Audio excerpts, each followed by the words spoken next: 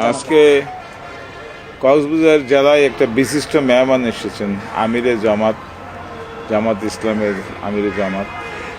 ওনার সম্মানে আমি আমার প্রচারণা বন্ধ রেখেছি, উনি চলে গেছেন, এখন থেকে শুরু করবো আর কি। এটা সৌজন্যতা। আমরা আপনারা জেনেছেন, আমরা ইতিমধ্যে আমাদের এখানে একটা অফিস ছিল, অফিসের ব্যানারগুলো খুলে ফেলে নির্দেশ দিয়েছি আমি।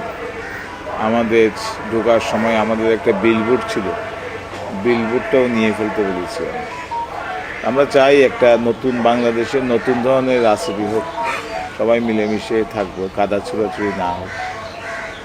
এটাই সূচনা আর কি।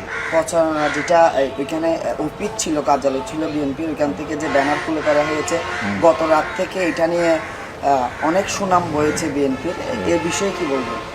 ধন্যবাদ। এরকমই হওয়া উচিত, সৌজন্যতা বোধ থাকা উচিত। এবং উনি তো আমাদের মেহমানকে তো মেহমানদারি করতেই হবে।